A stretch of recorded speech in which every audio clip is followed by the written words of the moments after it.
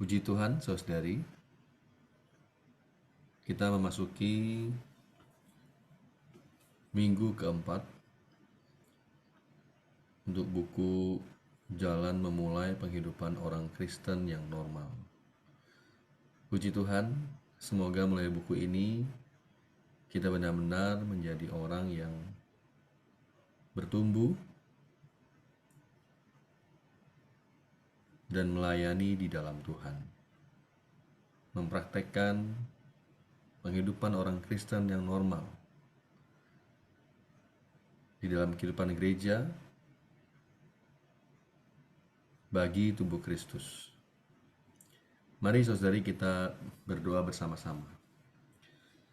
Tuhan, terima kasih padamu Tuhan, kami sungguh bersyukur Tuhan melalui buku Jalan Memulai Penghidupan Orang Kristen yang Normal membawa kami semua Tuhan mengetahui Tuhan apa keperluan kami Tuhan di dalam menikmati-Mu Tuhan, sehingga kami bisa bertumbuh, matang dan dewasa. Tuhan, kami juga bisa melayani-Mu Tuhan Yesus. Bahkan ada satu pengharapan akan kemuliaan akan diri-Mu sendiri Tuhan. Berkatilah setiap saudari Tuhan, melalui buku ini saudari bisa terbantu, bahkan bisa terus boleh menggembalakan saudari yang lain. Tuhan, terima kasih padamu Tuhan. Dalam nama-Mu kami sudah berdoa. Haleluya. Amin.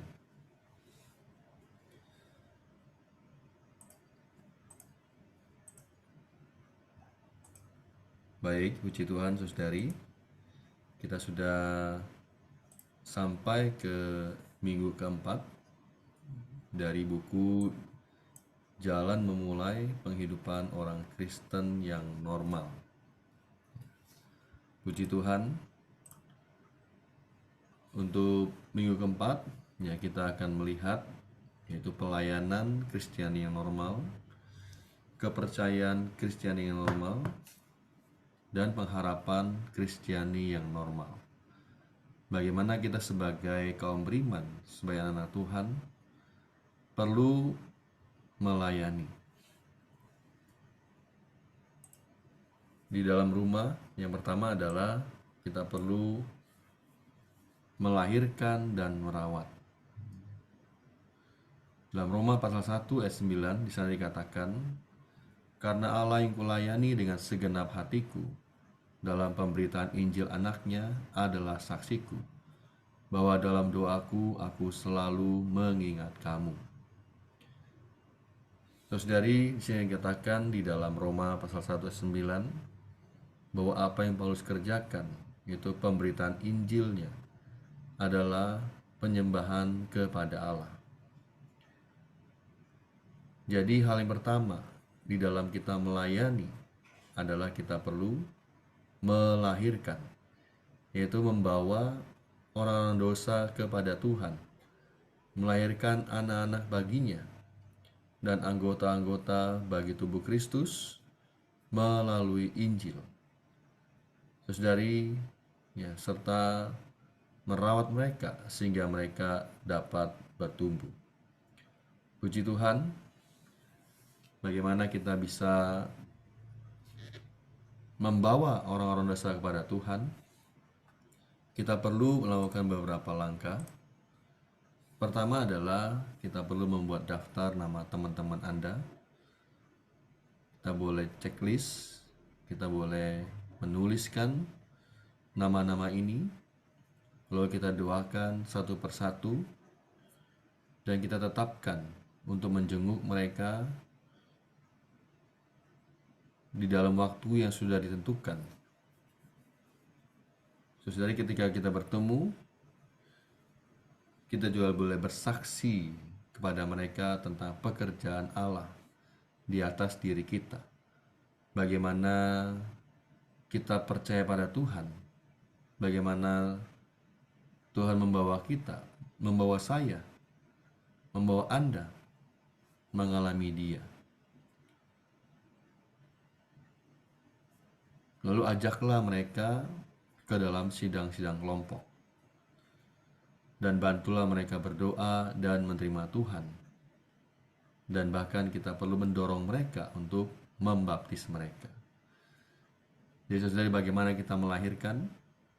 Ya, kita perlu melakukan langkah-langkah ini supaya nama-nama yang kita doakan, saudari, mereka bisa percaya pada Tuhan, percaya dan dibaptis, sehingga mereka juga bisa menjadi anak-anak Allah. Bukan hanya melahirkan, tapi kita juga merawat mereka. Melalui buku ini, ya, kita memberi mereka makan satu hari demi satu hari, sehingga mereka bertumbuh dan mereka bisa menunaikan fungsi mereka. Jadi setelah kita melahirkan, kita perlu merawat mereka.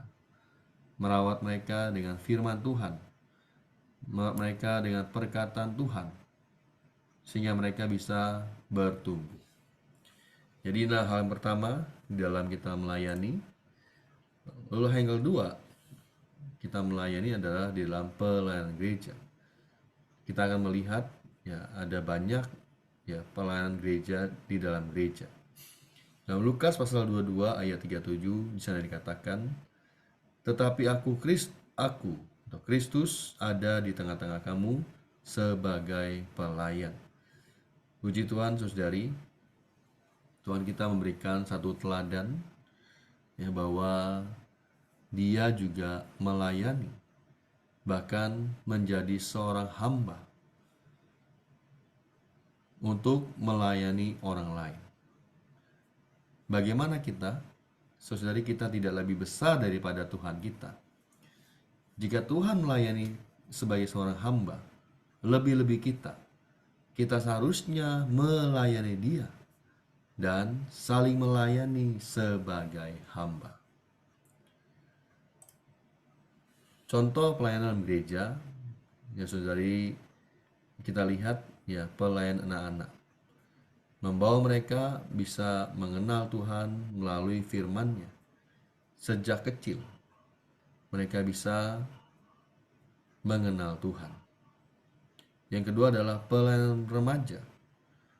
Menemani remaja menempuh penghidupan orang Kristen yang normal. Praktek-praktek menyeru nama Tuhan, berdoa baca firman Tuhan, membaca firman, berkidung, berdoa. Saudari, kita menemani mereka, ya, supaya remaja-remaja ini memiliki penghidupan yang normal, sehingga mereka bisa didapatkan bagi Tuhan. Yang ketiga adalah merapikan atau menyusun kursi sebelum bersidang. Itu adalah pelayanan bagi setiap saudari untuk bersidang bersama-sama.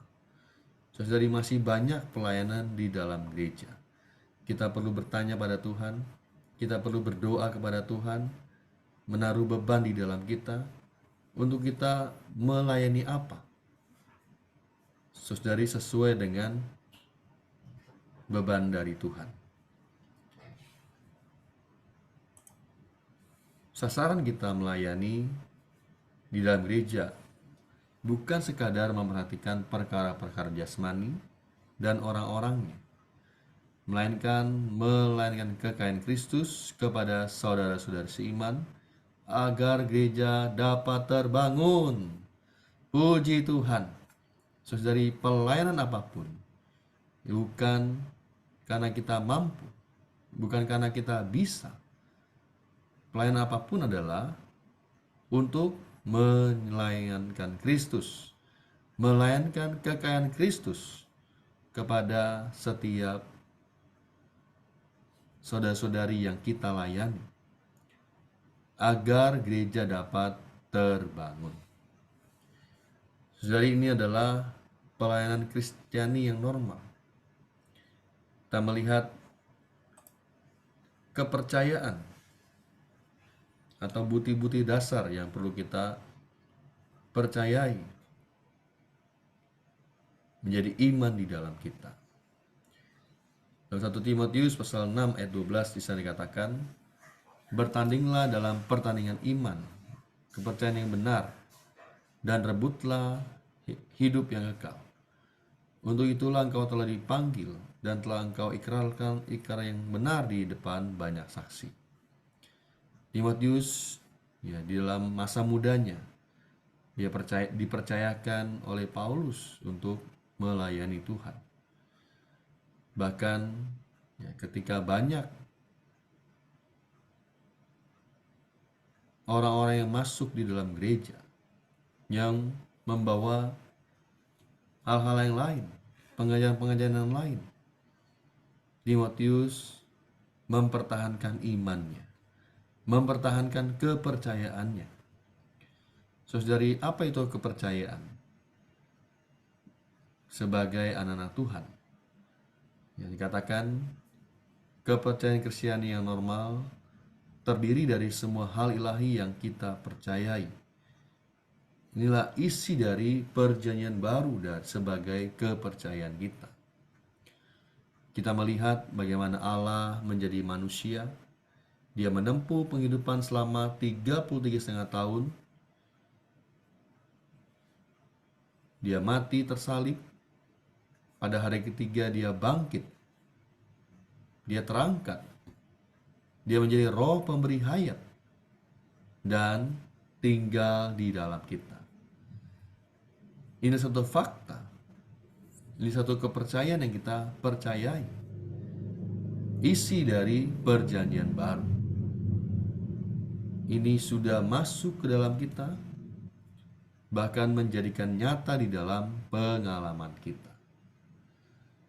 Nah, saudari, mencakup apa saja butir-butir dasar ini yang perlu kita ketahui? Yang pertama adalah mengenai Allah Tritunggal. Di dalam 1 Korintus pasal 8 ayat 4 dikatakan, tidak ada berhala di dunia dan tidak ada Allah lain dari Allah yang esa. Hanya ada satu Allah dalam alam semesta. Tidak ada banyak Allah. Meskipun Allah adalah satu, namun dia beraspek tiga. Dia tiga tetapi satu. Satu tetapi tiga. Itulah sebabnya dia disebut Allah Tritunggal. 3-1. Bahkan dia serentak ada dari kekalan lampau sampai abadi, tanpa akhir dan tanpa awal dan tanpa akhir. Mereka juga saling huni. Ini berarti mereka tinggal di dalam satu sama lain. Saudara, inilah mengenai perihal Allah Tritunggal. Dan bukan hanya untuk pelajaran teologi manusia atau untuk diperdebatkan. Lebih-lebih adalah untuk penggenapan ekonomi ilahinya melalui penyaluran dirinya ke dalam umat pilihannya. Allah Bapa sebagai sumber penuh dengan kasih. Saudari, melalui kenikmatan kita atas air tunggal, kita menjadi tubuh Kristus. Kita menjadi kepenuhannya untuk mengekspresikan dia sampai kekal. Kita perlu percaya bahwa dia adalah Allah Tritunggal, Bapa, Putra, dan Roh Kudus.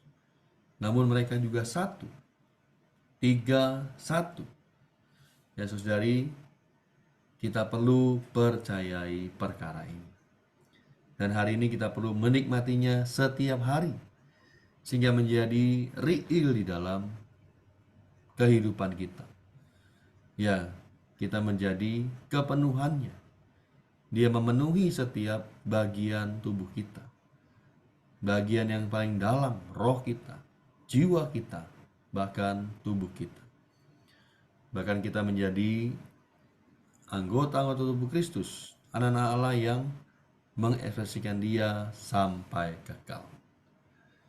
Butir kedua dari kepercayaan kita adalah persona dan karya Kristus. Yohanes pasal 1 ayat 1 dan 14. Pada mulanya adalah firman. Firman itu bersama-sama dengan Allah, dan firman itu adalah Allah. Firman itu telah menjadi manusia dan diam di antara kita. Firman adalah Allah. Firman adalah Kristus, adalah Allah. Dan firman ini telah menjadi manusia dan diam di antara kita. Personanya, ya, kita melihat bahwa dia adalah Allah, dia juga adalah manusia. Sebagai anak Allah, dia adalah Allah. Sebagai anak manusia, dia adalah manusia. Dia adalah Allah yang lengkap serta manusia yang sejati. Sebagai Yesus, ia telah merampungkan penebusan untuk menyelamatkan kita. Sebagai yang diurapi, sebagai Kristus, dia telah diurapi dengan roh. Dia telah diurapi Allah dengan roh untuk merampungkan penebusan dan membangun gereja bagi Allah. Nah, saudari, ya, sebagai manusia Allah, dia adalah pencipta sekaligus ciptaan. Sebagai Allah, ia adalah pencipta. Sebagai manusia, dia adalah yang sulung dari semua yang diciptakan. Ini adalah mengenai persona Kristus, karya Kristus. Ya, kita melihat apa yang sudah dikerjakan, yang sudah dirampungkannya. Ya, kita perlu percaya padanya. Nah, saudari, melalui Allah berinkarnasi menjadi manusia untuk menggenapkan penebusan bagi kita, menebus dosa-dosa kita. Dan ini semua sudah dirampungkan oleh Yesus di atas kayu salib. Puji Tuhan. Lalu butir ketiga adalah mengenai Roh Kudus. Dalam Filipi pasal 1 ayat 19, di sana dikatakan, karena aku tahu bahwa kesudahan semuanya ini ialah keselamatanku oleh doamu dan pertolongan Roh Yesus Kristus. Sini dikatakan ada Roh Yesus Kristus. Roh Kudus adalah perampungan sempurna dari Allah Tritunggal yang tinggal di dalam kaum beriman sebagai suplai serba lengkap dan al-muhid. Terus dari Roh Kudus ini menjangkau kita,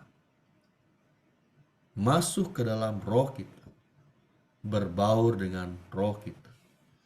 Roh Kudus adalah esen di dalam Yesus yang menjadi hayatnya dan keberadaan ilahinya.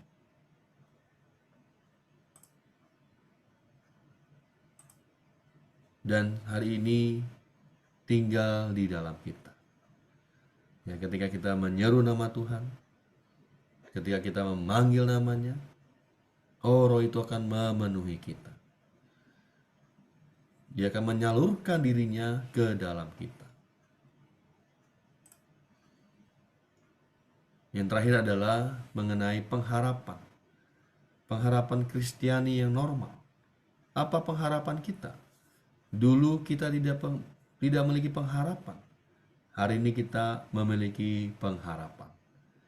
1 Petrus pasal 1 ayat 3 dikatakan, terpujilah Allah dan Bapa Tuhan kita Yesus Kristus, yang karena rahmat-Nya yang besar telah melahirkan kita kembali oleh kebangkitan Yesus Kristus dari antara orang mati kepada suatu hidup yang penuh pengharapan.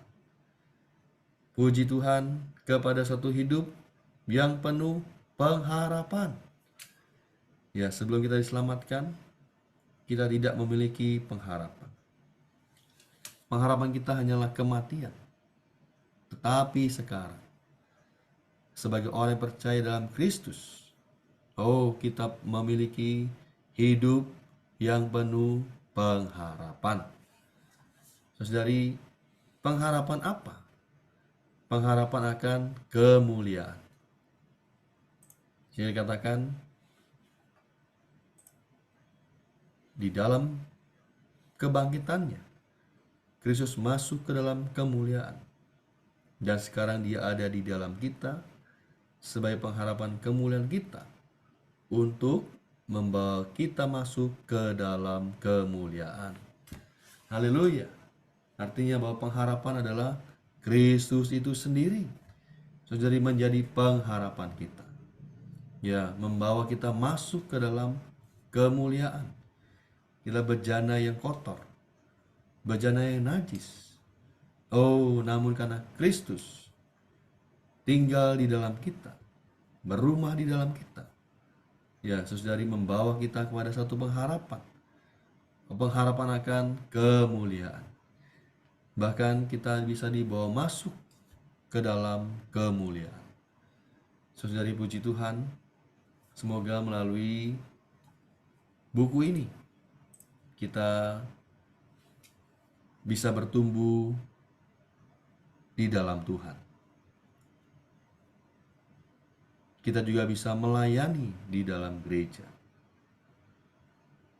Saudari, ketika hal apapun terjadi, tidak membuat kita undur, tapi membuat kita tetap ada di dalam penghidupan gereja. Puji Tuhan, semoga mulai 4 minggu ini, saudari disegarkan, saudari dibantu untuk hal-hal praktis, praktek-praktek, ini harus tetap kita kerjakan di rumah kita masing-masing secara pribadi maupun secara korporat.